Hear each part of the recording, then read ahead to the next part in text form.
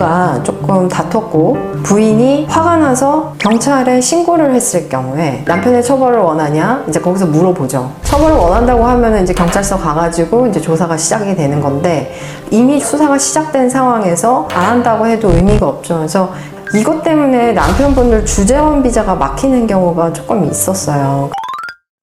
그 다음에 중요한 게 있는데 가정폭력이 있어요. 생각보다 많은 케이스에서 이제 이게 많이 확인이 되거든요. 굉장히 많은 케이스입니다. 부부가 조금 다퉜고 부인이 화가 나서 경찰에 신고를 했을 경우에 그런데 이제 처벌을 원치 않고 그러니까 그때는 이제 순간적으로 화가 나가지고 경찰이 왔는데 경찰이 와가지고 이제 와이프랑 남편이랑 각각 따로 해가지고 이제 물어보잖아요. 무슨 일 있었어요? 어떻게 된 거예요? 남편이 때렸어요? 남편이 어떻게 했어요? 그리고 뭐 남편 데려가가지고 뭐 어떻게 한 거예요? 막 이러면서 다친 데는 없는지 다 사진 찍고 확인하고 핸드폰 보고 막 이렇게 하잖아요. 그런데 이제 거기서 남편의 처벌을 원하냐? 이제 거기서 물어보죠. 처벌을 원한다고 하면 이제 경찰서 가가지고 이제 조사가 시작이 되는 건데 이미 수사가 시작된 상황에서 안 한다고 해도 의미가 없죠. 그래서 가정폭력의 경우에 이게 이제 추후에 내가 뭔가를 원하지 않는다고 해도 이것 때문에 남편분들 주재원 비자가 막히는 경우가 조금 있었어요. 그래서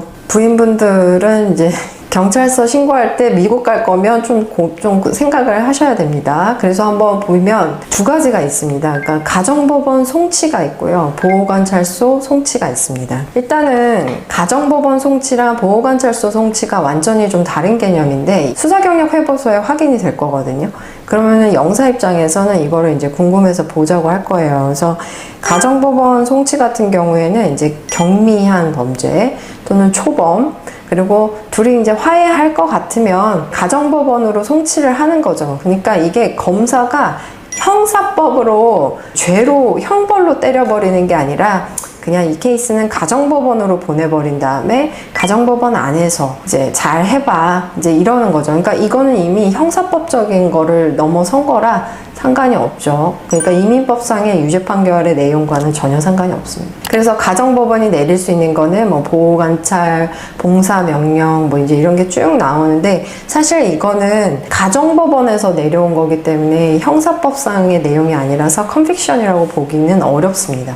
그런데 만약에 이게 두 번째로 보호관찰소 송치가 있거든요. 근데 이게 이제 두 가지로 생각을 해볼 게 있는데 예를 들어서 검찰에서도 형사법으로 진행이 되면서 보호관찰 명령을 내린 경우에는 이게 보호관찰소로 송치가 될 수도 있고 아니면 아까 가정법원으로 송치를 시켜서 가정법원에서 보호관찰을 했을 때도 이게 두 가지가 나옵니다. 그러니까 그 명령을 내린 곳이 형사법원이냐 아니면 가정법원이냐에 따라서 컨빅션이 달라질 수가 있어요.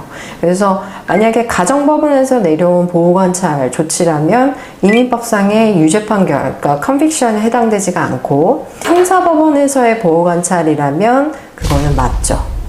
그래서 이 당시에 그러한 보호관찰의 내용은 페널티에 해당이 됩니다. 그러니까 예를 들어서 누가 배우자를 미쳐서 넘어졌고 경미한 상처를 입었을 경우에 검사가 아유 그냥 둘이 화해해 이러면서 가정법원으로 송치했을 때는 가정보호사건으로 처리가 되면서 뭐 보호관찰 뭐 이런 내용이 있다고 하더라도 이거는 컨빅션은 아니고 형사재판에서 보호관찰을 때렸을 경우에는 맞습니다.